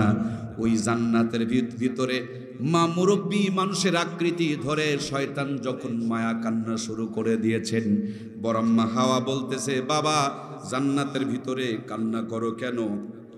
উনি বলেন, আমি তো আমার কারণে কাঁদি না, আমি কাঁদি তোমাদের কারণে। কারণ অল্প কিছুদিন পর তোমাদেরকে দুনিয়ায় যেতে হবে, যেই দুনিয়াটা বড় কষ্টের জায়গা, সেখানে তোমাদের অনেক কষ্ট হবে। সেই জন্য ওই দুনিয়ার কষ্টের ভয়ে আমি কাঁদি। বরাম্মা হাওয়া বললেন, না, আমরা সেই কষ্টের দুনিয়াতে যেতে চাই না। শয়তান বুদ্ধি শেখায়া দিলেন, তাইলে ওই গন্ধব ফল পারো আর খাও, যদি গন্ধব খেতে পারো আর কোনোদিন দুনিয়ায় যেতে হবে না। মেয়েদেরকে বলা হয় না কেসে আকল, অল্প বুদ্ধির সম্পন্ন। সেই জন্য শরীয়তের পরিভাষা হলো, ছেলেদেরকে তালাকের অধিকার দেওয়া হয়েছে, মেয়েদেরকে অধিকার দেওয়া হয় নাই। যেমন একটা কাঁচের পাত্র বড়দের হাতে দেওয়া যায়, ছোটদের হাতে দেওয়া যায় না। ছোটদের হাতে দিলে যে কোনো মুহূর্তে ভেঙে ফেলে দিবে, তার নিরাপত্তা থাকে না। এই জন্য কাঁচের পাত্র যেমন ছোটদের হাতে না দিয়া বড়দের হাতে দেওয়া হয়, এই জন্য পুরুষের ধৈর্য বেশি, মেয়েদের বুদ্ধি কম। এই জন্য মেয়েদের দায়িত্বটাও আল্লাহ তাআলা, তালাকের দায়িত্বটা পুরুষের হাতে দান করে দিয়েছেন। সুবহানাল্লাহ। নইলে অনেক সংসার ভেঙে যাবে। দেখুন না, কথায় কথায় আমার মায়েরা বলে, তোমার সাথে আমি হয়ে সংসার করতেছি, অন্য কোনো মেয়ে হলো 3 দিনে তোমার বাড়িতে থাকতো না। ম্যাক্সিমাম মায়েদের এরকম কথা হয়ে থাকে। কথা বলুন ঠিক কিনা? কথায় কথায় আবার তালাকও চাই।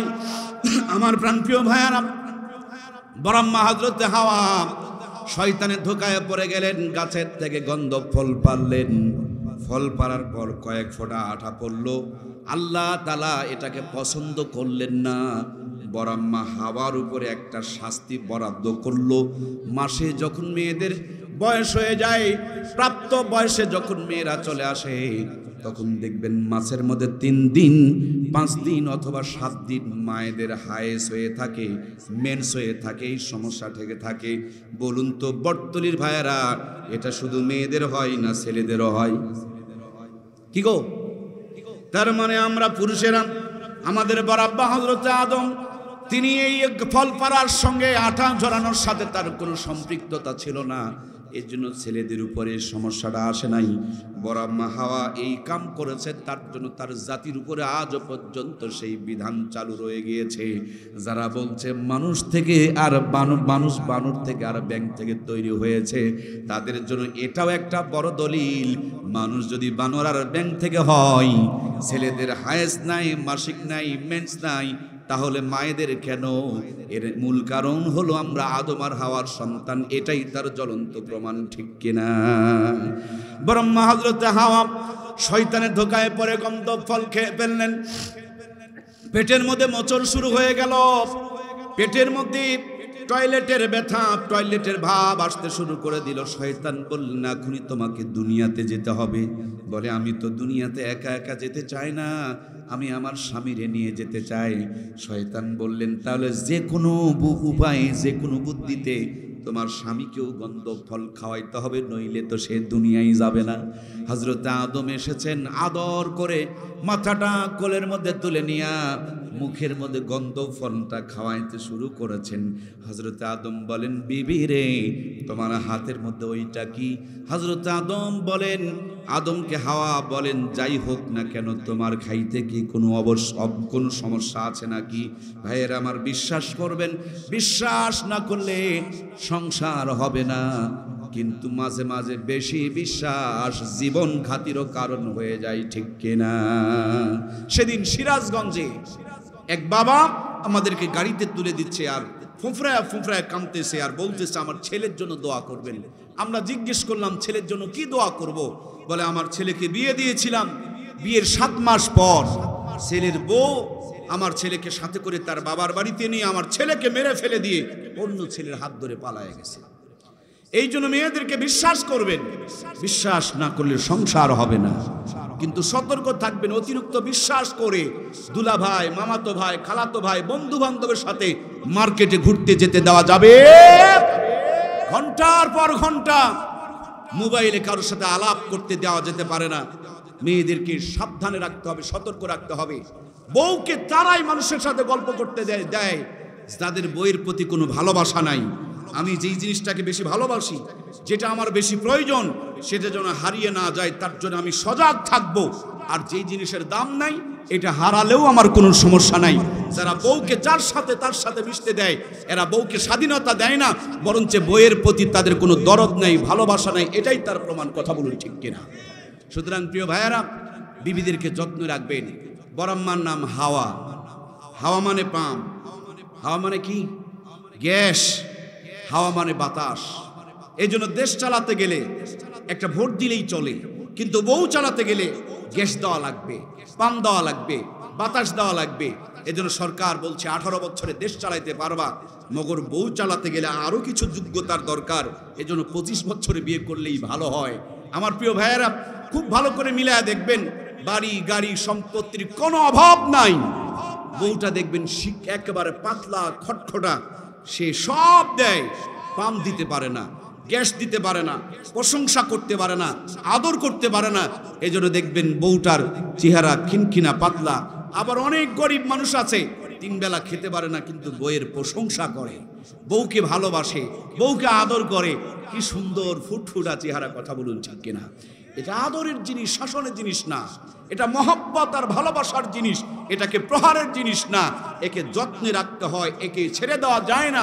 কিন্তু দুর্ভাগ্যজনক হলো সত্য, আমরা পালসার মোটরসাইকেল কিনি, নতুন কি যেন একটা মোটরসাইকেল বের হয়েছে 3.5 লাখ টাকা।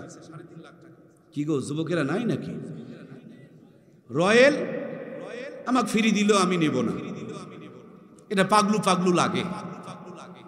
মোটরসাইকেল কিনে নিয়া সিট আবার ঘাড়ের উপরে, মানে ভাতারের উপরে যেন বউ থাকে। কষ্ট নিলেন? কি বেকুব কন্ত! এ তো ডিগ্রিধারী বেকুব রে বাবা। নিজের টাকায় মোটরসাইকেল কিনে বউকে বিউটি পার্লারে সাজায়া ভোঁ ভোঁ করে পিকআপ মারে, আর জয়পুরহাটে দেখায়, আর বউ দিয়ে জানার গুণা কামাই করে। আর দায়ুসু লা ইয়াদখুলুল জান্নাহ, দায়ুস কখনো আল্লাহর জান্নাতে যেতে পারে না। অথচ নিজের বইয়ের প্রদর্শনী করে নিজেকে স্মার্ট দাবি করে। এটা স্মার্টনেস নয়, এটা জাহান্নামের খড়ি। কথা বলুন, ঠিক কিনা?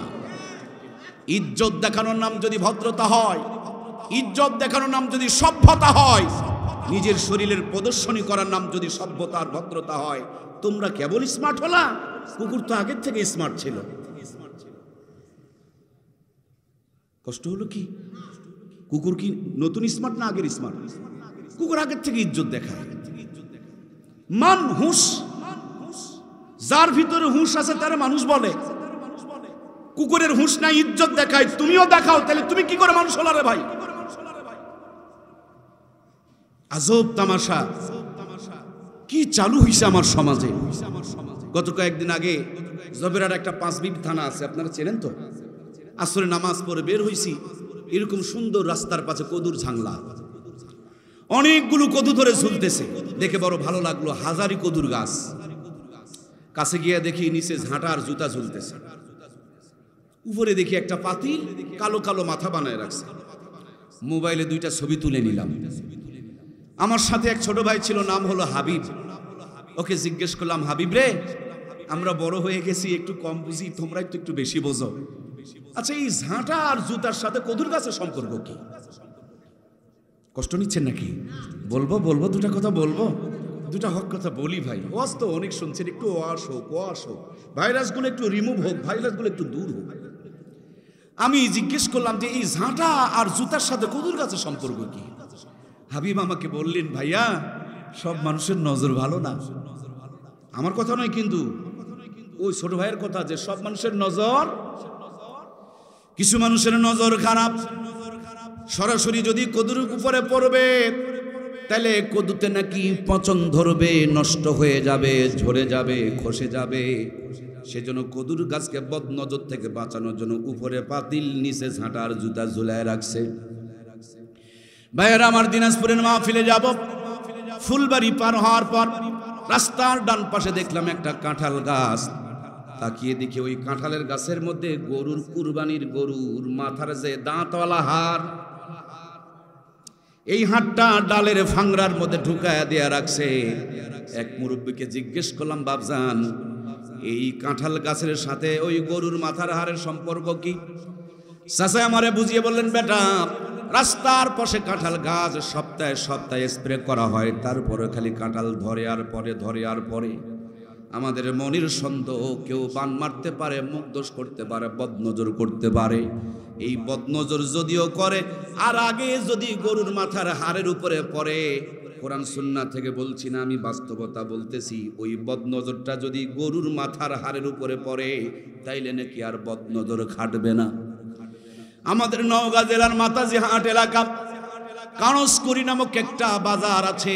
মাতাজি হাট থেকে একটু দক্ষিণ সাইডে তাকায় দেখি তরমুজের জমিতে বুশ বানায়া, পাছায় একটা বাঁশ দিয়া, মাথায় পাতিল দিয়া, গলার মধ্যে জুতার মালা ঝুলায় রাখছে। টেনশনে পড়ে গেলাম, এ আবার কোন জ্বালা, বুশের গলায় কেন জুতার মালা?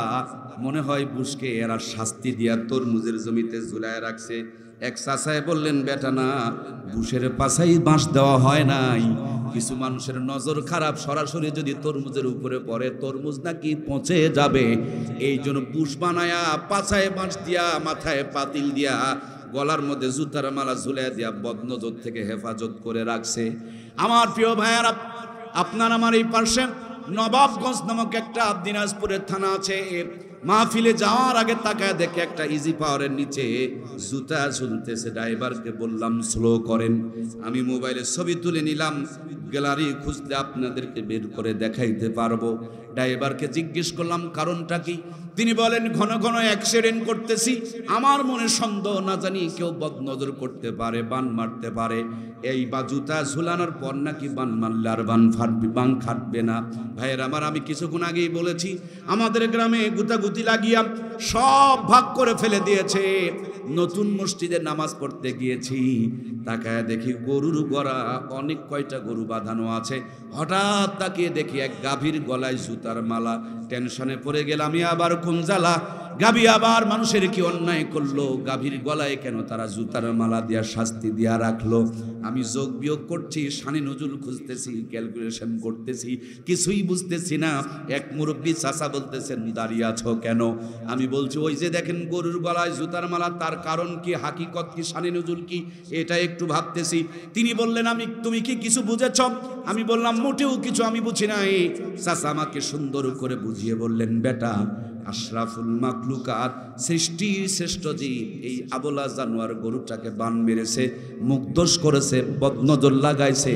এই জন্য মাথা নিচু করে তাকায় দেখো, গাভীর 3টা দুধের বাঁট পৌঁছে গেছে। তাকিয়ে দেখি 3টা দুধের বাট পচা। মাথায় যেন আমার চক্কর দিয়া উঠল। আহারে অপরাধ করলো মানুষ। অপরাধ মানুষ করছে না গরু? বান মারছে কে? অপরাধ করলো মানুষ। আর জুতার মালা কার গলায়? ভাই একটু দয়া করে বলুন, জুতার মালা কার গলায়? এই বাংলার জমিনে কিছু গরু পাওয়া যায়।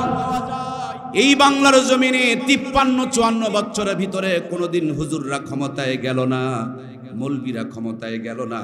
তারপরে কিছু গরু মার্খা মানুষ আছে, হুজুররা দেশ খাইলো এই বলে অপবাদ দেয়, ঠিক কিনা? ক্ষমতাতে গেল না, এরাই নাকি দেশ খেলো। আরে বাবা, ক্ষমতায় না যায় যদি ওনারা দেশ খায়, তোমরা কি পায়খানা খেলা নাকি? এত কি পরিমাণ গাঁজাখুরি কথা! হুজুররা কোনোদিন ক্ষমতায় গেল না, তারপর হুজুরদের খোঁচামের কথা বলে হুজুররা দেশ খেলো। কাপড়ের দাম বাড়ায় দিল, জোরে গেলে কয় দাওয়াত পাইছে, ধীরে হাঁটলে কয় বেশি খাইছে, নামাজ তো পড়ে না, নামাজি দেখতেও পারে না, দাড়ি টুপি জব্বা তো রাখে না। আবার এদের দেখে গানও শুরু করছে, মনে বড় জ্বালারে পাঞ্জাবিওয়ালা। দাড়ি টুপিওয়ালা দেখলে, পাঞ্জাবিওয়ালার জ্বালা দেখলে জ্বালা জ্বলতো আবু জেহেলের। সুতরাং আমি আবু জেহেলের উত্তরসূরি নয়। দাড়ি টুপিওয়ালা দেখলে জ্বলবে না, বরঞ্চ হৃদয়টা ঠান্ডা হবে। কথা বলুন ঠিক কিনা? যদি দাড়ি টুপিওয়ালা দেখলে আমার ভিতরে জ্বলে, বুঝে নিতে হবে আমি তাহলে আবু জেহেলেরই দলে। কথা বলুন ঠিক কিনা? আমার বাড়ির পাশে এক বেচারিকে সাপে কামড়ালো। ছোট্ট মানুষ, দেখতে গেলাম, গিয়া দেখছি ওর যা এসেছে, বিষ নামানোর আগেই তাকে পরীক্ষা করছে যে বিষ লেগেছে কিনা। কাঁচা ঝাল খেতে দিয়েছে, তারপরে শুকনো জল খেতে দিয়েছে, গাছের থেকে নিমের পাতা পেরে তার খেতে দিয়েছে। সে খায় আর বলে মিষ্টি। অবাক হয়ে গেলাম, নিমের পাতা কেমনে মিষ্টি হয়? ওর যা বেচারি বুঝে ফেলেছেন, তিনি আমাদের সামনে বললেন, একে জাতি সাপে কামড়াইছে, একে বিষও লেগেছে, বিষের ক্রিয়ায় তার জিহ্বার স্বাদ পর্যন্ত চেঞ্জ হয়ে গিয়েছে। সুতরাং তিনি তিনার সিস্টেম অনুযায়ী বিষ নামালেন। বিষ নামানোর পর বিষ নামলো কিনা পরীক্ষা করার জন্য আবার আমার প্রিয় ভাইয়েরা নিমের পাতা, কাঁচা ঝাল, শুকনা ঝাল খেতে দিলেন। এবার মুখে নিতে পারে না, থু থু করে ফেলে দেয়। মুসলমানের উচিত ছিল আলেম ওলামাকে মহাব্বত করবে, মাদ্রাসা মসজিদের পক্ষে থাকবে। কিন্তু এই মুসলমান এখন শাকিব খান, শাহরুখ খান আর সালমান খান, কিরণমালা কটকটির পক্ষ অবলম্বন করে। তার মানে মুসলমানের ইমানের মধ্যে নাস্তিকতার ভাইরাস ঢুকে পড়েছে। কথা বলুন ঠিক কিনা? এই জন্য আমার প্রিয় ভাইগুলোকে একটু চরমনায় পাঠায়া দাও, এদেরকে একটু ইসলাহের জন্য কোতের নিকটে পাঠায়া দাও। সমর্থ থাকলে বাইতুল্লাহ পাঠায়া দাও, সমর্থ থাকলে তালিমের সাথে জড়ায়া দাও, সমর্থ থাকলে 5 ওয়াক্ত নামাজের সাথে সম্পৃক্ততা কায়েম করায়া দাও। লোকটার দাড়ি বিদ্বেষী হবে না, টুপি বিদ্বেষী হবে না, ইসলাম বিদ্বেষী হবে না, আলেম বিদ্বেষী হবে না। যে দাড়ি টুপি নামাজের বিরুদ্ধে কথা বলতো, সেই দেখবে না দাড়ি আর টুপিওয়ালা হয়ে যাবে। কথা বলুন ঠিক কিনা? মোহাব্বতের ভাইয়ারা আমার, আমি জিজ্ঞেস করলাম, চাচা অপরাধ করলো মানুষ আর জুতার মালা পরাইলেন গরুর গলায়, বিচার কিন্তু ঠিক হয়? 16 বছর আমরা দেখে আসলাম 100 মেয়েকে ধর্ষণ করে সেঞ্চুরি অর্জন করে মিষ্টি বিতরণ করে খেলো কারা? আর জেল খাটে আলেমেরা। মানিক নামক একজন ভাই 100 মেয়েকে ধর্ষণ করে সেঞ্চুরি অর্জন করে মিষ্টি বিতরণ খেয়ে আনন্দ উৎসব করেছিল। তাদের জেল হয় নাই, মামলা হয় নাই, জরিমানা হয় নাই। কোরআনের পাখি নামক একটা পাখি ছিল, হাজার হাজার মেয়ে ধর্ষণ করার অপবাদ তার ঘাড়ে চাপিয়েছিল। ঠিক কিনা? হাজার হাজার, মানে তাদের ভাষায় যে কত হাজার ধর্ষণ করছে আল্লাহ জানে। আমার প্রাণপ্রিয় ভাইয়ারা, এখন না হলে মায়াবরী আর কন্ডম বের হয়েছে। স্বাধীনতার সময় তো এগুলো ছিল না। যে মানুষটা হাজার হাজার মেয়েকে ধর্ষণ করছে, না হলেও তো 5-7 হাজার সন্তান জন্ম হয়েছে। কথা বুঝতেছেন না মনে হয়? এতগুলো মানুষকে ধর্ষণ করছে মানে সেই পাওয়ার আলা একজন মানুষ 5-7 হাজার সন্তান জন্ম দিয়েছে। যিনি বেশি সন্তান জন্ম দেয়, জাতির পিতা তো তারই হওয়ার কথা। আমি কি মরা মানুষের সামনে কথা বলছি নাকি? একটু ফোঁস-ফাঁস করেন ভাইও, সোনা টোনা যাচ্ছে। জন্ম দিলে একজন আর পিতা হলো আর একজন, বিচার কি ঠিক হয়েছে নাকি? দর্শন করে সেঞ্চুরি অর্জন করে মিষ্টি খায় একজন, আর ফাঁসি দেয় আর একজন। আমার প্রিয় ভাইয়েরা, আমি বললাম, চাচা অপরাধ করলো মানুষ আর জুতার মালা পরাইছেন গরুর গলায়, বিচার কিন্তু ঠিক হয় নাই। চাচা আমাকে বললেন, বেটা বিচার নয়, আবার যদি নতুন করে বান মারতে চায় আর জুতার উপরে যদি নজর পড়ে যায় তাইলে বান নাকি ওই জুতার ওপারেই থাকবে, ভিতরে আর আসর করতে পারবে। আমি চিন্তা করলাম, ওরে মুসলমান, তুমি তোমার তরমুজকে রক্ষা করা জানো, তুমি তোমার কদুকে রক্ষা করা জানো, তুমি তোমার কাঁঠাল গাছের হেফাজত বোঝো, কিন্তু তুমি তোমার বোনের হেফাজত বোঝো না, তুমি তোমার মায়ের হেফাজত বোঝো না, তুমি তোমার মেয়ের হেফাজত বোঝো না। তুমি ওই সবগুলোকে বদনজর থেকে বাঁচাও, আর নিজের মা বোনকে পাতলা কাপড় কিনে দিয়া, ডিভাইডেড পায়জামা পরায়া দিয়া, মোটরসাইকেলে চড়ায়া, বদনজর করায়া করায়া জেনার গুনাহ কামাই করো। কথা বলুন ঠিক কিনা? অবাক লাগে, ভাবতে বড় অবাক লাগে। যার যত কাপড় ছিঁড়া সেই নাকি তত স্মার্ট। এতদিন তো দেখতেছিলাম মেয়েরা ছিঁড়তো, এখন ছেলেরাও ছিঁড়া শুরু করছে। কি ছেলেদের প্যান্ট দেখেন না আপনারা? হাঁটুতে ফাড়া, মাজার মধ্যে ফাড়া। আরে বোকা, তুমি একটা সিরা টাকা দিলে দোকানদার নিবে না, তুমি তার থেকে সিরাফিন কিনতেছ? কি কারবার রে, আমরা যাচ্ছিটা কোথায়? এতদিন মেয়েরা ফাড়া কাপড় পরতো, এখন ছেলেরাও ধরছে রে ভাই। এখন স্মার্ট পাংখু প্যান্ট বের হয়েছে, প্যান্টের পুঁটি নাই, পাছার থেকে অর্ধেক খুলে আসে। এক যদি জোর করে মসজিদে নিয়ে যান, যদি সিজদাত যায়, ইন্নালিল্লাহ কয় না রে, ওর তো নামাজ হবে না অন্য নামাজও ঠিক। সেদিন খুলনায় এক মাহফিলে গিয়েছি, আল্লাহ গো, সারা রাতের মাহফিল। আমারে মসজিদে থাকতে দিছে অনেকগুলো বক্তা। কোন বক্তা যেন রাস্তা থেকে একটা ড্রাইভার নিয়ে আসে, পাংখু মার্কা ড্রাইভার। ও মসজিদে কেমনে মশার কামড়ে টামড়ে, প্যান্টের তো ফুট নাই রে বাবা, পাশার থেকে প্যান্ট খুলে বের হয়ে আসে। মসজিদের হালত সত্য বলছি, হেসে উড়িয়ে দিয়েন না। গোপালগঞ্জ গিয়েছি, ট্রেনে চড়ে গোপালগঞ্জ গিয়ে ওখান থেকে একটু বাসে চড়ে গেছি। তো স্ট্যান্ডে নেমেছি, বাংকার থেকে ব্যাগটা নেব, এক পাংখু ভাই ব্যাগ নামাতে গিয়ে একটু চাপ পড়ছে, পাশার থেকে প্যান্ট খুলে গেছে, রাস্তা ওপেনলি। এই সমস্ত স্মার্টনেস কোনোদিন মুসলমানের জন্য মডেল হতে পারে না। এটা সব হলো জাহান্নামীদের নমুনা। কথা বলুন ঠিক কিনা? নবীজি বলেছেন, আল্লাহ তাআলা পবিত্র কোরআনে বলেছেন, ওয়াকারনা ফি বুয়ুতিকুন্না ওয়ালা তাবাররাজনা তাবাররুজাল জাহিলিয়াতিল উলা, তোমরা জাহিলি জামানার মতন জ্বলিও না। আর আজকে যে যত জাহলের মতন উল্লুক ভাল্লুক হয়ে ইজ্জত বের করে দেখাইতে পারে, তাদেরকে তত মডেল মনে করে। আমার প্রিয় ভাইয়েরা, ফিরে আসতে হবে কোরআন সুন্নাহর কাছে। এগুলো কোনোদিন মুসলমানের মডেল হইতে পারে? আমরা যখন জামা বানাই, আমাদের জামাগুলো ফুল হাতা, আবার সেই ভদ্রলোকী যখন তার বেগমের জন্য জামা বানাই, তখন তার বেগমের জামা হয় হাফ হাতা।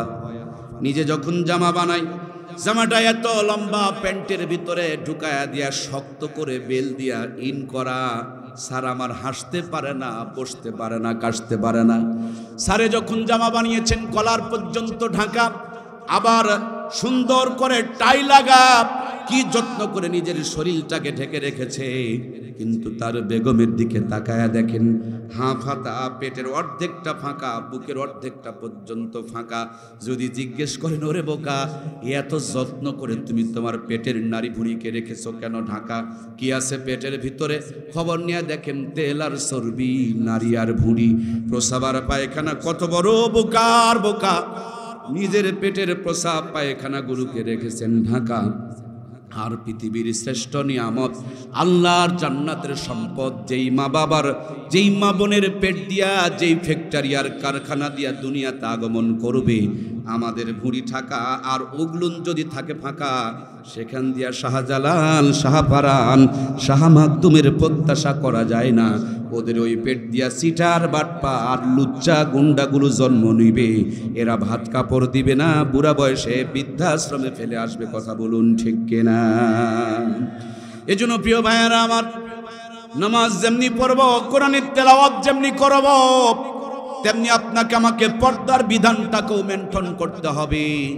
আপনার আমার মায়ের মাথার মধ্যে যদি কোরআন ঢুকিয়ে দিতে পারি, বোনের মাথার মধ্যে কোরআনের সফটওয়্যারটাকে যদি দিয়ে দিতে পারি, আপনার আমার বেবির দিলের মধ্যে আল্লাহর কোরআনের সফটওয়্যার যদি থাকে, ওই বিবিটা কখনো এরকম আবল তাবল চলতে পারে না।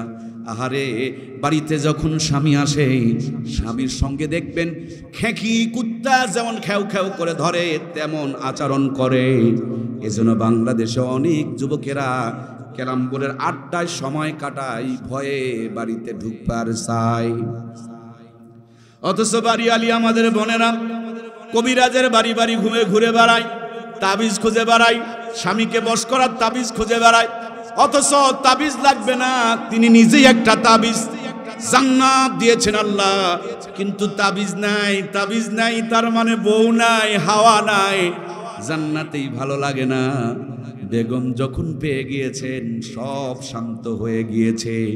এক বোন বাবার বাড়িতে গিয়া মার গলা জড়িয়ে ধরে কান্না শুরু করছে, মা তোমার জামাই ভালো না, তার ভাত আমি খাবো না, এত বুঝাইতেছি, তিনি আমাকে ছেড়েও দিচ্ছে না, সুতরাং তুমি আমাকে বুদ্ধি দাও, তোমার জামাইকে আমি বিষ খাওয়ায় মেরে ফেলে দিতে চাই। মেয়ের মা একটু চালাক ছিল, মেয়েকে আদর করে ডাকতে বলেন, মারে এটা করা যাবে না, মানুষ তোমাকে সন্দেহ করবে, যেহেতু তোমার সাথে খারাপ সম্পর্ক চলছে। সুতরাং জামাইকে যদি মারতে চাও, আগের সম্পর্ক ডেভেলপ করো, উন্নত করো, আমার ফর্মুলা মেনটেন করো, তোমার জামাইকে আমি মেরে দিব, টেনশন করিও না। এবার মায়ের কথায় মেয়ে আশ্বস্ত হয়েছে।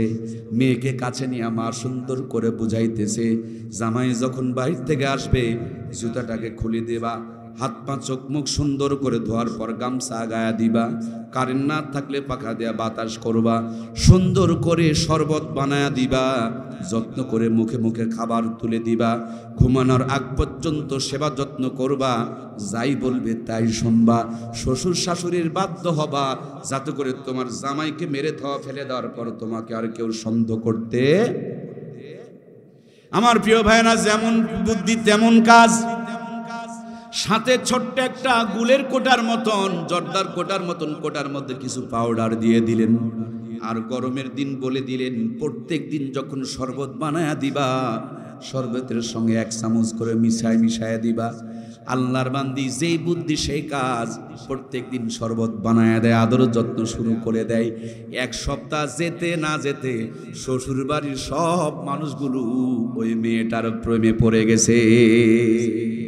শাশুড়ি বৌমা ছাড়া কিছু বোঝে না। শ্বশুর বাজার থেকে যখন আসে, বৌমার জন্য কত কিছু নিয়ে আসে। জামাই অফিস ফাঁকি দিয়া ছুটি নিয়া বউকে নিয়ে মাস্তানগর ঘুরবার যায়, প্রিন্সের চাতার ঘুরবার যায়। এই মেয়েটা 1 সপ্তাহ পরে আবার বাবার বাড়িতে গিয়ে মাকে জড়িয়ে ধরে বলছে, মা দুনিয়াতে তোমার জামাইয়ের চাইতে ভালো মানুষ আর একটাও পাওয়া যাইতে পারেও না, কোনোদিন হতে পারে না, এটাই দুনিয়ার সবচেয়ে ভালো মানুষ। 1 সপ্তাহ আগে বলছিল এটা দুনিয়ার সবচেয়ে খারাপ মানুষ, 1 সপ্তাহ পরে বলছে এটাই দুনিয়ার সবচেয়ে ভালো মানুষ। তোমার জামাই যদি মরে যায়, আমিও মরে যাব, তোমার জামাইরে বাঁচাও। আমি তো 3 দিন এই বিষ দেওয়ার পর আর দেই নাই, 3 দিন পরই তোমার জামাই আমার সাথে ভালো ব্যবহার শুরু করছে। আমার শাশুড়ি আমাকে ছাড়া খেতে বসে না, আমার শ্বশুর আমাকে ছাড়া কিছু বোঝে না, আর তোমার জামাই তো আমাকে নিয়ে মাঝে মাঝে ঘুরতে যায়, যা চাই তাই দেয়। আল্লাহর বান্দি মেয়েকে বুকে নিয়ে ঠোঁটে গালে চুমু দিয়ে আদর করে বুকে জড়িয়ে নিয়ে ডাকতে বলে, মারে ওখানে বিষ মিশানো ছিল না, দোষটা আমার জামাইয়ের ছিল না, বিয়ায়ের ছিল না, বিয়ানের ছিল না, দোষটা ছিল তোমার। এতদিন তোমার ব্যবহার খারাপ ছিল, ওদেরকেও খারাপ তুমি পেয়েছিলে, এই জামাইকে মারার জন্য একটু ব্যবহার ভালো করেছো, দেখো ওরা তোমার প্রেমে পড়ে গিয়েছে। বাংলার জমিনে মায়েরাই পারে একটা সমাজকে, সংসারকে জান্নাতের টুকরা বানাইতে, ঠিক কিনা? নবীজি বলেন, দুনিয়ার সব নিয়ামত, উত্তম নিয়ামত হলো নেককার বিবি। যার সব আছে, ঘরে একটা নেককার বউ নাই, খবর নিয়ে দেখেন দুনিয়াতে ওর চাইতে কপাল পোড়া আর কেউ।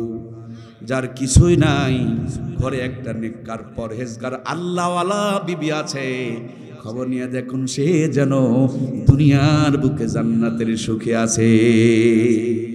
স্বামী স্ত্রী একসাথে খাবার খেতে বসেছেন, স্বামী বেগম স্ত্রীর মুখে, স্ত্রী স্বামীর মুখে, একে অপরকে যদি আলু ভর্তা, এই তো নতুন গরম আলু ভর্তার ভাব, একে অপরকে যদি তুলে তুলে খাওয়ায়, দেখবেন আলু ভর্তার ভিতরেও যেন খাসির কলিজার চাইতে বেশি স্বাদ আর মজা পাওয়া যায়, ঠিক কিনা? সিরা খেতা সোজা করে হালাল বিবিকে বুকে জড়িয়ে ধরে ডান হাত গালের নিচে দিয়া বিছানায় মাথা দেওয়ার পর যখন দোয়া পড়ে আল্লাহুম্মা বিসমিকা আমুতু ওয়া আহইয়া, বিছানায় মাথা দিতে দেরি, জান্নাতের ঘুম ধরতে দেরি লাগে না। আর ওই কোটিপতি হারামখোরদের খবর নিয়ে দেখো, 15 তলা বিল্ডিং বানাইছে, 90 লক্ষ টাকাতে ডেকোরেশন করেছে, স্বামী এক ঘরে বউ আর এক ঘরে, 2জন আইফোন ব্যবহার করে, সুন্দর সুন্দর ওয়াইফাই নেটওয়ার্ক লাগাইছে, কিরিং কিরিং এর মেসেজ যায়, কিন্তু স্বামীরটা বিবিরটায় যায় না, বিবিরটা স্বামীরটায় যায় না, পরক্রিয়া করে, কইতেও পারে না, সইতেও পারে না, মাঝে মাঝে টেনশন করে স্টক করে বিছানায় পড়ে থাকে। কথা বলুন ঠিক কিনা? এজন্য প্রিয় ভাইয়েরা, ইসলামী আপডেট, ইসলামী সবচেয়ে নতুন ইসলামী শান্তি, আমরা এমন একজন নবী, তিনি সবার জন্য আদর্শ। হাজার ব্যস্ততার পর যখন কাজ থেকে বাড়িতে ফিরতেন, বিবিদেরকে নিয়ে দৌড় প্রতিযোগিতা পর্যন্ত করতেন। আম্মা জান আয়েশাকে নিয়ে সামনে একটা সাদানা নিশানা দিয়া 2জন দৌড় দিয়েছেন। আম্মা জান সামনে চলে গিয়েছেন, নবী আমার পিছনে পড়ে গিয়েছেন, অনেক দিন পর আবার 2জন দৌড় দিয়েছেন। এই দিন নবী আমার সামনে, হযরত আয়েশা পড়ে গিয়েছেন পিছনে, শরমে মুখটা লাল হয়ে গিয়েছে।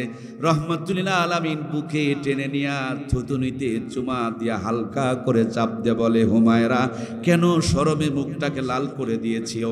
অনেক দিন আগে তুমি একবার ফার্স্ট হয়েছিলে, আজকে ওইটাকে আমি শোধ করে দিলাম। মা আমার এমন হাসি দিয়েছে, আসমানের পূর্ণিমার চাঁদটাও যেন অম্লান হয়ে গেছে। এই জন্য প্রিয় ভাইয়ার আমার, প্রত্যেকটা জায়গাকে যদি শান্তিময় সুখময় করতে চাই, সব জায়গাতে আল্লাহর বিধান, নবীর সুন্নতের বিধান, দুইটাই লাগবে। 2টা লাইন ছাড়া আলো জ্বলবে না, 2টা লাইন ছাড়া কারেন্ট কথা বলবে না, 2টা লাইন ছাড়া ফ্যান ঘুরবে না। আপনি শুধু টাকা পয়সা দিয়ে সুখী হতে পারবেন না। সুখী হতে হলে এই 2টা জিনিস লাগবে, কোরআন আর সুন্নাহ, এই 2টা জিনিস লাগবে। এই জন্য প্রিয় মায়েদেরকে বলবো, পর্দা করতে হবে। এখন পর্দা তো ডিজিটাল পর্দা হয়ে গিয়েছে। বন্ধুরা আমার, এই যে আপনাদের নদীর পারে নানি আর নাতি 2জন গোসল করতে গিয়েছেন। নাতির কাঁধের উপরে কাপড় দিয়া নানি গোসল করতে নেমেছেন। নাতিকে বলতেছে, দেখো যদি কোনো মানুষ আসে ডাক দিও। নাতি চিৎকার শুরু করেছে, নানি জলদি করে উঠে আসো, মানুষ আসছে। নাতি উঠে এসে দেখে চুরিওয়ালা আসছে। কে আসছে? নাতির কানে সিমটি দিয়া বলে, এ তো চুরিওয়ালা, প্রত্যেকদিন আমাদের বাড়িতে যায়, তার মানে চুরিওয়ালাকে দেখে পর্দা করা লাগে। কিছুক্ষণ পর আবার পানিতে নামছে, নাতি আবার চিৎকার শুরু করছে, নানি গো জলদি করে উঠে আসো। উঠে এসে দেখে গোয়াল আসছে। গোয়ালের সামনেও দেখবেন আমাদের মায়েরা পর্দা করতে চায় না। আবার কিছুক্ষণ পর চিৎকার শুরু করছে। কাছে এসে দেখে কাজের লোক, লেবার যেটা, সে তার সাথে গল্প করতেছে। লেবারদের সামনেও দেখবেন মায়েরা পর্দা করতে চায় না। নাতি এবার চিন্তা করছে, কোনটা মানুষ আর কোনটা গরু তা তো আমি চিনি না, আমি চিনটিও খাবো না আর ডাকাডাকিও করব না। নানি মনের সুখে গোসল করে আসতেছে, তাকায় দেখে ইমাম সাহেবের সাথে নাতি গল্প করতেছে। এবার কি পর্দা করা লাগবে কিনা? এতক্ষণ গোয়ালের সামনে লাগে নাই, চুরিওয়ালার সামনেও, কাজের লোকের সামনেও লাগে না। এবার ইমাম দেখলে যত সব পর্দা এসে মাথার মধ্যে ভর করে। কথা বলুন ঠিক কিনা? এটা পর্দা নয়, এটা হলো ফাজলামি আর দুষ্টামি। কথা বলুন ঠিক কিনা? প্রিয় ভাইয়ের আমার, এটা তো সম্ভবত আপনাদের খেতলাল থানা নাকি? কি থানা? খেতলাল থানা। 2জন আসামি ধরা পড়েছে। একজন আসামি ভদ্র, ভুল স্বীকার করেছে, পুলিশ চালান করে দিয়েছে। আর একজন আসামি ভদ্র নয়, এটা হলো চিটার বাটপার 2 নম্বর। পুলিশকে উল্টা ঝাড়ি দিয়া বলে, বেটা পুলিশ তুই কে আমারে চিনস? পুলিশ তখন বলতেছে, আমার প্রিয় ভাইরা, পুলিশ তখন বলতেছে, কে আপনি? কে বলে, আমি বর্তমানে যিনি প্রধান উপদেষ্টা তার বড় ভাই, মানে ডক্টর ইউনূসের বড় ভাই। যেহেতু আল মুসলিম আখুল মুসলিম, মুসলমানের ভাই, উনি যদি ডক্টর ইউনূসের বয়সে বড় হয় তাহলে কি বড় ভাই নয়? ভাই, উনি মাসালা ঠিক রাখছে, কথাটা ঠিকই বলছে, কিন্তু উদ্দেশ্য হলো চিটারি আর বাটপারি। পুলিশ বলতে কথা, একবার মাথায় তাকায়, আর একবার পাছায় তাকায়, আর একবার জুতায় তাকায়, যোগ বিয়োগ মিলানোর চেষ্টা করতেছে, কিন্তু যোগ বিয়োগে মিল খায়। মাথার চুলগুলো জটলা পড়ে গিয়েছে, গাঁজা টানতে টানতে মোষগুলো কয়লা হয়ে গিয়েছে, সিগারেট খেতে খেতে একবারে ঠোঁটগুলোকে কয়লা বানিয়ে ফেলে দিয়েছে, শরীর থেকে দুর্গন্ধ বাড়াচ্ছে, চোখের কোনায় পিছুল জমা হয়ে আছে, পাছার থেকে ফ্যান খুলে যাচ্ছে, পায়ের দিকে তাকায় ডাকে পাও ফাটা। পুলিশ চিনে ফেলে দিয়েছে, বেটা যতই বাটপারি করো কোনো লাভ হবে। পুলিশ বলছেন, স্যার আপনাকে তো এই বটতলী থেকে বিদায় দিতে পারি না, এত বড় লিডারের বড় ভাই আপনি, চলেন থানায় গিয়া কিছু আপ্যায়ন করি।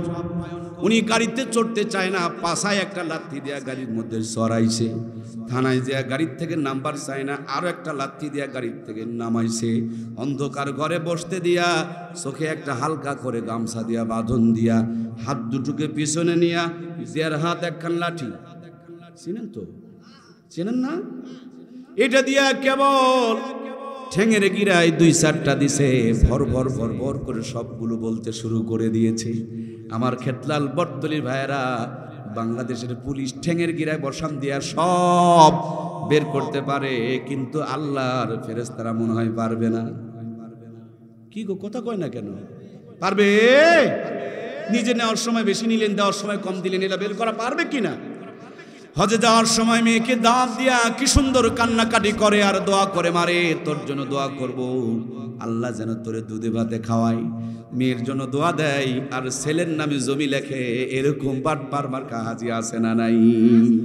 হাজি সাহেবের ওই বাটপারিকে আল্লাহ বের করা পারবে? আমার ভাইয়েরা, 2 ভাই এক সমান জমিন ভাগ করে নিয়েছে, ভাইয়ের লাঠির জোর নাই, জমিন হয়ে গেছে 8 কাঠা, আর যার লাঠির জোর আছে তার জমিন হয়ে আছে 12 কাঠা। আল্লাহ কি এই বাটপারিগুলো বের করা পারবে? যদি পারে তাহলে হিসাব করে চলতে হবে, কথা বলুন ঠিক কিনা? আল্লাহ তাআলা বলেন, ইয়া আইয়ুহাল্লাযীনা আমানুত্তাকুল্লাহ হাক্কা তুকাতিহি ওয়া লা তামুতুন্না ইল্লা ওয়া আনতুম মুসলিমুন। আল্লাহ বলেন, আমি আল্লাহকে ভয় করো, ভয় করার মতন ততক্ষণ পর্যন্ত মৃত্যুবরণ করিও না যতক্ষণ পর্যন্ত পূর্ণাঙ্গ মুসলমান হইতে না পেরেছ। আল্লাহ মুসলমান হতে বলেছেন মরার আগে, আর আমাদের দেশে মুসলমান বানানো হয় মরার। বরাব্বা হযরতে আদম দুনিয়াতে আসার পর বড় বড় গাছের 3টা টুকরা পাতা দিয়া ইজ্জতকে ঢেকে রেখেছিলেন, সেজন্য মৃত্যুর পর পুরুষের জন্য কাফনের কাপড় কয় পিস? 3 পিস। বরাম্মা হযরতে হাওয়া বড় বড় গাছের 5টা টুকরা পাতা দিয়ে ইজ্জতকে ঢেকে রেখেছিলেন, এজন্য মৃত্যুর পর মেয়েদের জন্য, মায়েদের জন্য কাফনের কাপড় 5 পিস। মরার আগে পরে 3 পিস, সেটাও বাদ দিয়ে আবিষ্কার করলো 2 পিস। 2 পিস বাদ দিয়ে নতুন করে আবিষ্কার হয়েছে 1 পিস। হায় হায়, কমতে কমতে 5 পিস কমে এখন 1 পিসে চলে আসছে।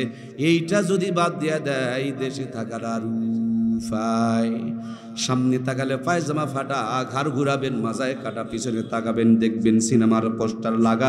যত বড় হাজি আর গাজী হন, ওই কাটা ফাটা দেখে ইমান বাড়বে না, ইমান আরো দুর্বল হয়ে যাবে, কথা বলুন ঠিক কিনা? ও আল্লাহ, আল্লাহ রে, এ কোন দুনিয়ায় পাঠাইলা আমারে? এই জামানার মানুষগুলোর মানুষ নাহি বলে, গরু ঘোড়া হার মানায়া হাইনার মতো চলে। ও আল্লাহ, আল্লাহ রে, এ কোন দুনিয়ায় পাঠাইলা আমারে? হাইরে সাধের দুনিয়ায় মানুষ পাওয়া বড় দায়, মানুষ দেখতে চলেন এবার জাদু ঘরে যায় সবাই, মানুষ দেখতে চলেন এবার কোথায়? জাদুঘরে গিয়া দেখবেন বন্ধুরা আমার, আদিম জামানার মানুষকে তারা বানিয়ে রেখেছে শাড়ি, 3 পিস, পাঞ্জাবি, পায়জামা, লুঙ্গি ছিল না, কিন্তু মানুষের শরম ছিল, ইজ্জতের দাম ছিল, সতীত্বের মর্যাদা ছিল। বড় বড় গাছের লতার পাতা দিয়া তারা ইজ্জতকে ঢেকে ঢেকে রেখেছে। আর এই জামানার মানুষ কোরআন সুন্নাহ থেকে দূরে সরে যাওয়ার কারণে ইজ্জত বের করে দেখানোর প্রতিযোগিতা চালু করেছে, কথা বলুন ঠিক কিনা? আল্লাহ তাআলা বরাব্বা হযরত আদমকে শ্রীলঙ্কার জুদি পাহাড়ে আর বরাম্মা হাওয়াকে সৌদি আরবের জেদ্দা শহরে পাঠালেন। বড় আম্মাকে জেদ্দা শহরে পাঠানো হয়েছে, আরবিতে জাদ্দাতুন মানে দাদি, জেদ্দাতে পাঠানো হয়েছে। আজ পর্যন্ত তার কবরটা আরব সাগরের কিনারে রয়েছে। এই জন্য শহরের নামকে জেদ্দা শহর নামকরণ করা হয়েছে। দুইজন গিয়া আরাফার ময়দানে, আরাফা মিলন হওয়া, মিলিত হওয়া, একত্রিত হওয়া, পরিচিত হওয়া। দীর্ঘদিন পর হারানোর স্বামী তার বিবিকে পেয়েছেন, বিবি তার স্বামীকে পেয়েছেন। একে অপরকে বুকে জড়িয়ে ধরে যখন রমজান শুরু করে দিয়েছেন, দুইজনের চোখের পানির বদলতে কিয়ামত পর্যন্ত আল্লাহ তাআলা 12.5 কিলোমিটার এলাকা আরাফার ময়দানকে পবিত্র বানিয়ে দিয়েছেন। শুধু আদম আর হাওয়াকে একত্রিত করে নাই, আদম আর হাওয়ার সন্তানদেরকে হাসরের ময়দানে, ওই আরাফার ময়দানে আল্লাহ তাআলা একত্রিত করবেন। ওই ছোট্ট পাহাড়টুকুর নাম জাবালে রহমত, রহমতের পাহাড় নামকরণ করে দিয়েছেন। 9 জিলহজ আরাফার দিনে হযরত আদম আর হাওয়া ওই ময়দানে একত্রিত হয়েছিল। কিয়ামত পর্যন্ত 9 জিলহজ আরাফার দিনকে আল্লাহ তাআলা হজরের দিন, পবিত্র দিন বানিয়ে দিলেন। আল্লাহ জানিয়ে দিলেন, আদম আর হাওয়া রে, শুধু তোমাদেরকে মাফ করি নাই, তোমার সন্তানদের জন্য গুনাহ মাপের এই কারখানা বানিয়ে দিলাম। 9 জিলহজ আরাফার দিনে তোমার সন্তানেরা যদি আরাফার ময়দানে আসতে পারে, উপস্থিত হতে পারে, তুমি আদম আর হাওয়া তোমাদেরকে যেমনি মাফ করে দিয়েছি, তোমার সন্তানদেরকে মাফ না করা পর্যন্ত আমি আরাফা থেকে বের করে নিয়ে যাব না।